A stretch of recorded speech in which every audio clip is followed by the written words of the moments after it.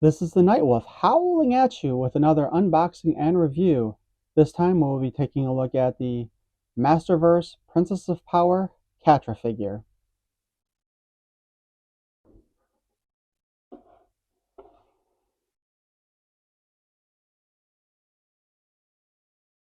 I think this might be one of the most beautiful images of her I've seen in artwork for Masters of the Universe so far.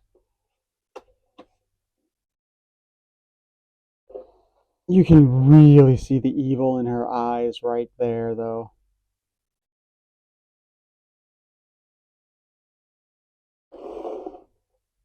Catra, jealous beauty, the cruel, calculating force captain of the evil horde, holds her hatred for Shera close to her heart. Using her trademark Magicat mask, Catra is dangerous nemesis for the Princess of Power. She can shapeshift into a powerful panther, blast freeze fire beams to encase her enemies in ice, or even teleport. Her greatest power, however, is her cat-like cunning. Cross her if you dare.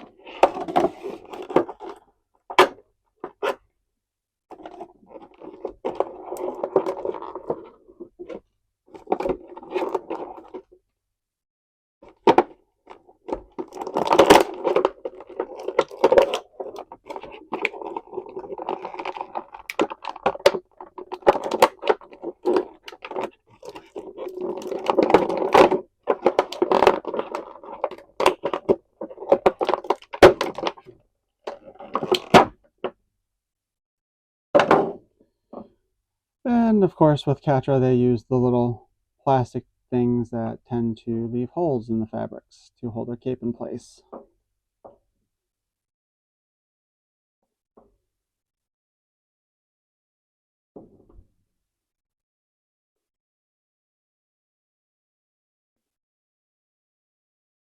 Something to note, they actually painted the fingernails on Catra here, on both her clawed hands and her gripping hands.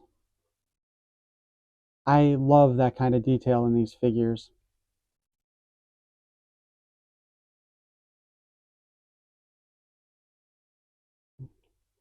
So one of the features with Catra is that if you've watched the Princess of Power cartoon from the 80s, she would pull down her mask, and that would lead to her transformation into her panther form.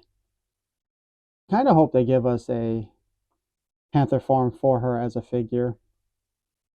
That would be really nice. Sadly, though, as people have noted previously, in order to do the mask moving up and down, they gave her these big gouges in her head for these little tabs here in the mask.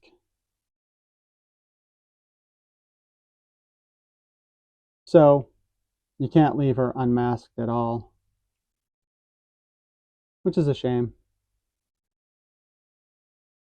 Also, one of the things that they never seem to be able to quite figure out with Catra is how to have the collar of her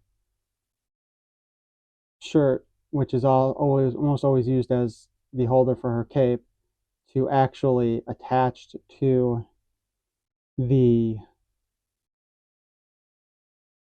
uh, fabric of her top there. As far as articulation go, she's got a nice full range with her arms. We've got the bicep swivel. We have the double jointed elbow, which is really stiff on this one. Hands swivel, and we've got the thigh cut, which is unhindered by her dress or the skirt of her outfit. Double jointed knees. The foot moves up and down rolls around. She comes with her staff here, wand, which I don't believe she had that in her vintage figure. I think her vintage figure may have only come with a shield, but I'm not sure. Let's go ahead and switch out her hands here so she can hold her weapon.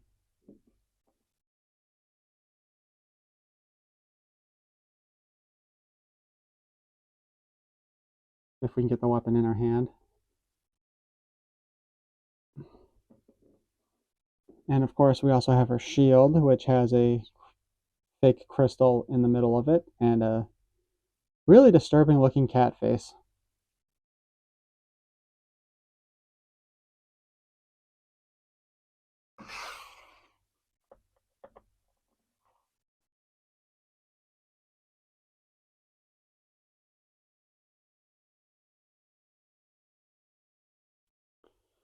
It's actually a really beautifully done figure. If you're familiar with the classics version, they actually had a separate sculpted dress for her to wear, whereupon, in this case, all the details are sculpted into the figure itself and her torso movement. Gives you a little extra range, but not a lot.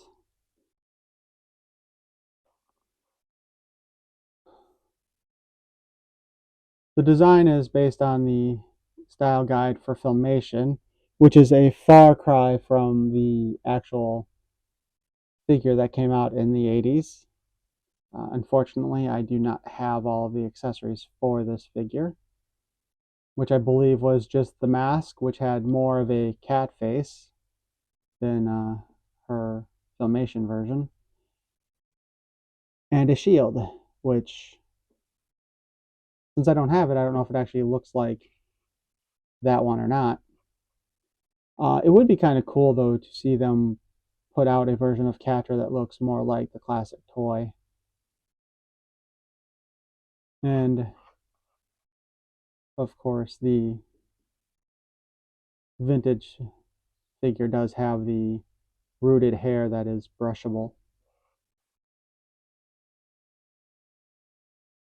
And I believe they came with a comb, too, but my vintage Princess of Power figures all were bought secondhand. And I don't think any of them ever came in a package. So, of course, Catra fights against her enemy, Shera, the Princess of Power.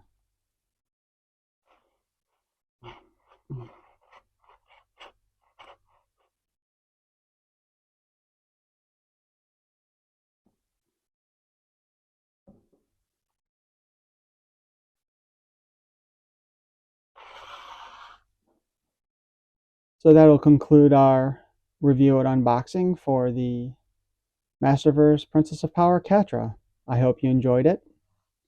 Let me know what you think in the comments. Like, subscribe, comment, share. I appreciate it. Thanks for listening.